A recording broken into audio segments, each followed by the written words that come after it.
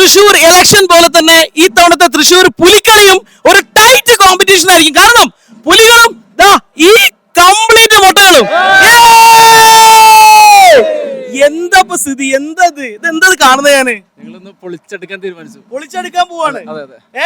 ഇത്ര ആളുകൾ എനിക്ക് തോന്നുന്നു തൃശ്ശൂർ മാത്രല്ല ഇന്ത്യയിൽ നിന്ന് പുറത്തുനിന്നും ഇവിടെ ആളുകൾ വന്നിട്ടുണ്ട്. എന്തെങ്കിലും വിശേഷം ഒന്ന് പറയും. പുലിക്കളിയല്ല മുട്ടക്കളിയാന്ന് പറയുന്നത്. ഇത് കണ്ടപ്പോ ബൈക്ക് എന്താ തോന്നുന്നത്? ഞങ്ങളെ കണ്ടപ്പോ ഇത് കണ്ടപ്പോ ഒരു എന്താ പറയാ, ഒരു ഐശ്വര്യോ ഒരു എന്താ പറയണ്ടെന്ന് അറിയില്ല. കാരണം ഒരു എന്താ പറയാ, ഒരു രണ്ട് മുടി പോകുമ്പോഴത്തേക്കുള്ള ഒരു ടെൻഷൻ. കല്യാണം, പെണ്ണ് കിട്ടുന്നില്ല, അതില്ല ഇതില്ല, ജോലി ഇല്ല, മാർക്കറ്റിംഗ് സെയിൽസിലില്ല. ഇത് മതി അതിന്. ഇങ്ങനെ ഒരു ടീം ഉണ്ടാവാനുള്ള കാരണം ഞങ്ങളുടെ സംഘടനയുടെ പേര് മൊട്ട ഗ്ലോബൽ എന്നാണ്. മൊട്ട ഗ്ലോബൽ ഇപ്പൊ ഏകദേശം 500-നടുത്ത് ആളുകളുണ്ട്. 500 ആളുകൾ, അതായത് ചുരുക്കി പറഞ്ഞ 500 മുട്ടകൾ. അത് കേരളത്തിനകത്തും അതിൽ ഇന്ത്യക്കകത്തും മറ്റു വിദേശ രാജ്യങ്ങളിലുമായിട്ടാണ് ഇങ്ങനെ ചിതറിക്കെടുക്കുകയാണ് മുട്ടകള്.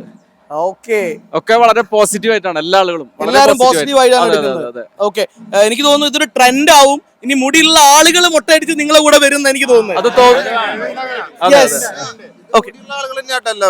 എല്ലാവരും ഒരുവിധം എല്ലാവരും മുടിയുള്ള ആളുകളാണ് മുട്ടയടിച്ചേക്കണത്. അതെ അതെ. അത് മുട്ടടിക്കുമ്പോ നമുക്ക് നല്ലൊരു കോൺഫിഡൻസ് ആണ് കിട്ടുന്നത്. അത് അടിച്ചു കഴിഞ്ഞാൽ തന്നെ നമുക്ക് അറിയാൻ പറ്റുള്ളൂ.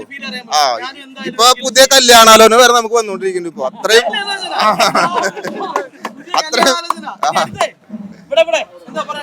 മൊട്ട ഗ്ലോബൽ എന്ന് പറയുന്ന സംഘടന പെട്ടെന്ന് രൂപം കൊണ്ട് അങ്ങനെ വെച്ചാൽ സജീഷ് ഭായ് ഒരു ദിവസം ഒരു ഫംഗ്ഷന് പോകുന്ന സമയത്ത് 2 മുട്ടകൾ നിൽക്കണം.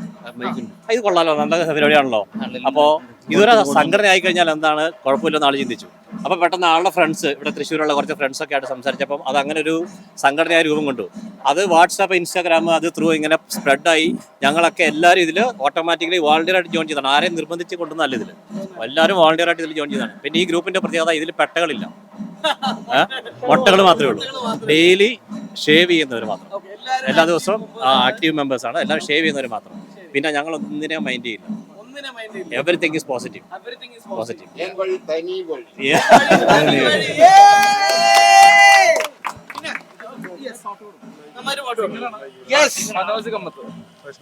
അതിനു മുമ്പ് ഒരു സ്ത്രീയാണെങ്കിലും പുരുഷനാണെങ്കിലും സൗന്ദര്യത്തിന്റെ ഒരു എല്ലാം ഇതാണല്ലോ. മുടി ഭയങ്കര ടെൻഷൻ. നേരത്തെ പറഞ്ഞ ആ പോസിറ്റിവിറ്റിയാണ് കൊടുക്കുക. അതായത് ചെറിയൊരു ജീവിതത്തിൽ ഒന്നും നഷ്ടപ്പെട്ടിട്ടില്ല. ഒരു ഇത്രയും മുടി പോകുമ്പോൾ അതിനകത്ത് കഷണ്ടി എന്ന് പറയുമ്പോൾ ജീവിതം എന്തോ നഷ്ടപ്പെട്ടതിൽ നിന്നും ഒന്നും സംഭവിക്കുന്നില്ല. ഇതുകൊണ്ടൊന്ന് തെളിയിക്കുകയാണ് ഈ മൊട്ട ഗ്ലോബലിലൂടെ. നമ്മുടെ ബേസിക്കലി ബോഡി ഷെയ്മിങ്ങിന്റെ എല്ലാ ആസ്പെക്റ്റും, വണ്ണം, നിറം, ഇതൊന്നും ഒരു കാര്യമില്ല.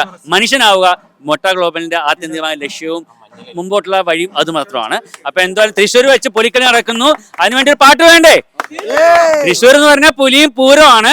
കാന്ത ഞാനും വരാം തൃശ്ശൂർ പുലിക്കളി കാണാ. എല്ലാവരും കാന്ത ഞാനും വരാം തൃശ്ശൂർ പുലിക്കളി കാണാ. പൂരമെനിക്കൊന്ന് കാണണം കാന്ത, പൂരമെനിക്കൊന്ന് കാണണം കാന്ത, പൂരമെനിക്കൊന്ന് കൂടണം കാന്ത, പൂരമെനിക്കൊന്ന് കൂടണം കാന്ത, പുലിക്കളി എനിക്കൊന്ന് കാണണം കാന്ത, പുലിക്കളി എനിക്കൊന്ന് കാണണം കാന്ത, പുലിക്കളി എനിക്കൊന്ന് കൂടണം കാന്ത, പുലിക്കളി എനിക്കൊന്ന് കൂടണം കാന്ത. ഞാനും വരാം തൃശ്ശൂർ പുലിക്കളി കാണാ. കാന്ത മൊട്ട ഗ്ലോബൽ ഞങ്ങൾ വന്നേ പുലിക്കളി കാണാ. അപ്പോ ഇവര് വെറും ഒരു മൊട്ടക്കൂട്ടം മാത്രമല്ല, ഇവരുടെ സംഘടനയ്ക്ക് വ്യക്തമായിട്ടുള്ള എന്താ പറയാ മോട്ടിവേഷനും അല്ലെങ്കിൽ വ്യക്തമായിട്ടുള്ള പ്ലാൻസ് ഉണ്ട്. അത് നമുക്കൊന്ന് അറിയണ്ടേ? തീർച്ചയായിട്ടും. ഇപ്പൊ ഇന്നത്തെ എന്നൊക്കെ പറഞ്ഞു കഴിഞ്ഞാൽ ചെറിയൊരു മാസ് എൻട്രി, ഒരു ഷോ വർക്ക് എന്നൊക്കെ വേണമെങ്കിൽ പറയാൻ പറ്റും. യഥാർത്ഥ പ്രവർത്തനങ്ങൾ, ഇത് ടീസറാണ്. യഥാർത്ഥ പ്രവർത്തനങ്ങൾ തുടങ്ങാൻ പോകുന്നേ ഉള്ളൂ. അത് മനുഷ്യരുടെ അവരുടെ ശാരീരികവും മാനസികമായിട്ടുള്ള അവരനുഭവിക്കുന്ന പലതരത്തിലുള്ള ബുദ്ധിമുട്ടുകൾ. അതിലൊന്ന് ബോഡി ഷേമിങ്, ഒന്ന് മാത്രമാണ്. അങ്ങനെയുള്ള നൂറുകണക്കിന് പ്രശ്നങ്ങളിൽ ഇടപെടുക, അങ്ങനെ സമൂഹത്തിൽ മാറ്റം വരുത്തുക. അതിന് ഇവിടെയുള്ള ഓരോ മുട്ടകളും ഇതിന്റെ അംബാസഡർമാരാണ് ഓരോരുത്തരും. അങ്ങനെ മുന്നോട്ട് പോകുന്നതാണ്.